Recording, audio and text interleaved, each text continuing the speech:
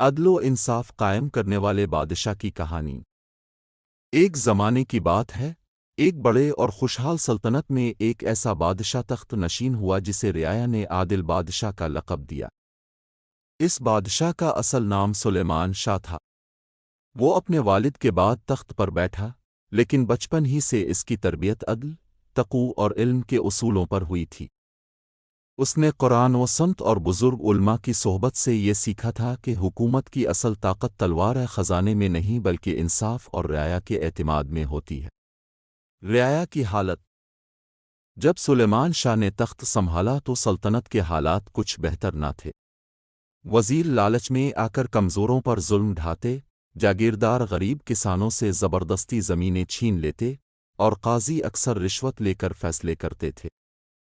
لوگ اپنے حق کے لیے دربار میں آنے سے ڈرتے تھے کیونکہ انہیں یقین ہوتا تھا کہ انصاف صرف امیروں کو ملتا ہے۔ بادشاہ کا پہلا قدم۔ تخت پر بیٹھنے کے بعد سلیمان شاہ نے اعلان کیا کہ اس کے دربار میں ہر شخص، خواہ امیر ہو یا غریب، ایک ہی صف میں کھڑا ہوگا اور انصاف سب کو یکساں ملے گا۔ اس نے رشوت خور قاضیوں کو معزول کیا اور نئے قاضی مقرر کیے جو اپنی دیانت اور دینداری کے لیے مشہور تھے۔ بادشاہ نے کہا، اگر میرے اپنے خاندان کا کوئی فرد بھی ظلم کرے گا تو اسے بھی وہی سزا ملے گی جو رعایا کے ایک عام فرد کو دی جاتی ہے۔ پہلا امتحان۔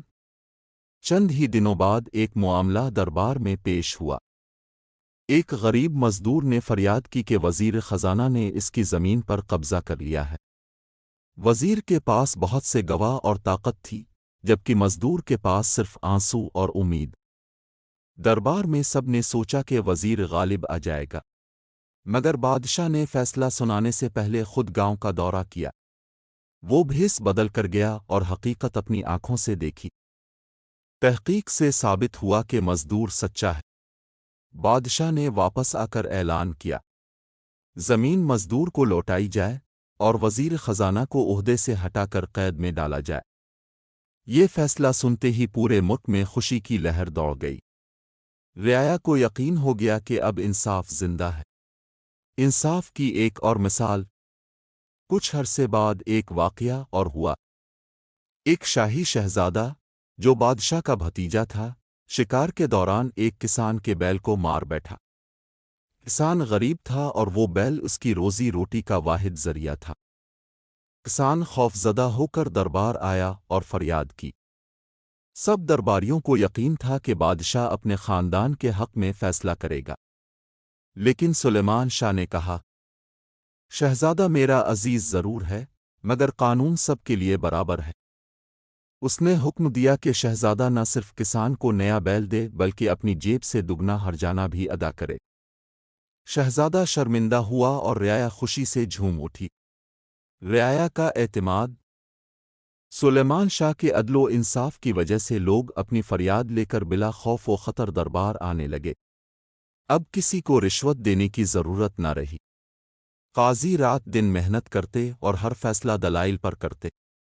شاہراہیں محفوظ ہو گئیں، تجارت بڑھی اور سلطنت میں خوشحالی آ گئی۔ دشمنوں کی سازش۔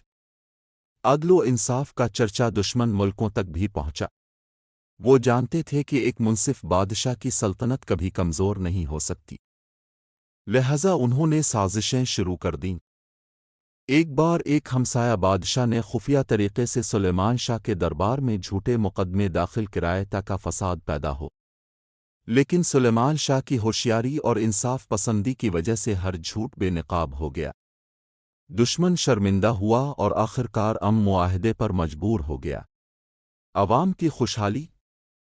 سلیمان شاہ نے صرف عدالتوں میں انصاف قائم نہیں کیا بلکہ معیشت میں بھی عدل لایا۔ اس نے ٹیکس کم کر دیے تاکہ غریب کسان سکون سے زمین کاشت کر سکیں۔ تجارت کرنے والوں کو حفاظت اور سہولتیں فراہم کیں۔ اس نے قحط کے دنوں میں خزانے کے دروازے عوام پر کھول دیے۔